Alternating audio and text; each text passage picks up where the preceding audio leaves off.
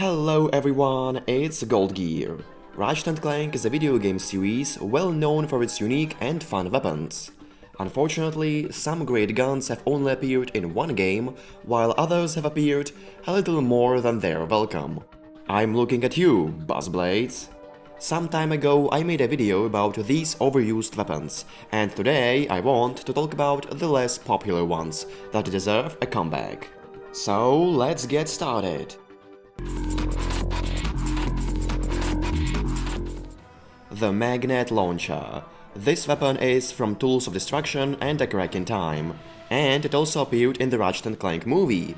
It launches clusters of orbs that wrap electromagnetic nets around enemies and damage them over time. While trapped, enemies cannot move at all. This allows players to safely attack them with other weapons, or ignore them in favor of other enemies during hectic fights.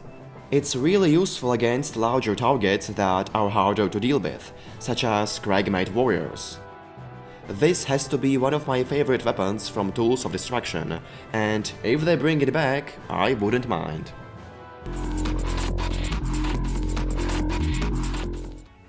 The Negatron Collider. This is a weapon in Rift Apart that you can get quite early on, but it remains useful until the very end. It charges up and fires a continuous, long-range energy beam that destroys everything in its path.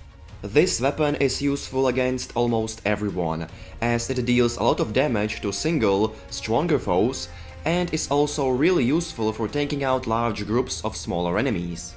It really feels good to obliterate everyone with that powerful beam, especially the hordes of small nefarious troopers. So yeah, this weapon is certainly welcome in the sequel. The Plasma Whip/Shock Ravager. Whips act similarly to a wrench, but have a longer range and deal more damage. Unfortunately, the damage they do is still quite low, so they are only useful on the first few planets. But they look really cool, especially the upgraded Quantum Whip, and killing a bunch of smaller enemies with them is pretty satisfying. If the developers make the whip stronger, so that it's useful throughout the entire game, then I would love to see it in the next installment.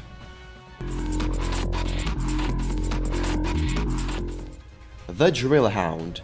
This is a weapon that fires robotic hounds that are capable of drilling through the ground before leaping at enemies to destroy them. As these drill hounds fly towards them, they also bark, which is quite funny. I think that should be enough for you to understand why this gun needs to make a comeback. It is truly one of the most bizarre and creative weapons in the series. Besides being fun to use, it also deals a lot of damage and can attack multiple foes at once. The Drill Hound is definitely among my favorite weapons from Rift Apart, and if it appears in the next game, I won't complain.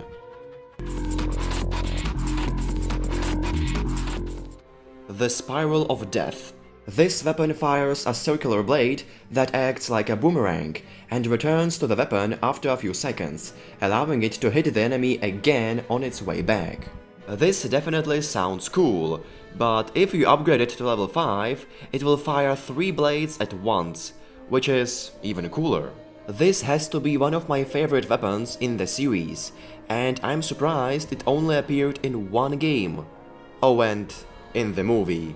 I really want the Spiral of Death to be in the next game, because it's a very unique and powerful weapon. It will be a shame if that doesn't happen.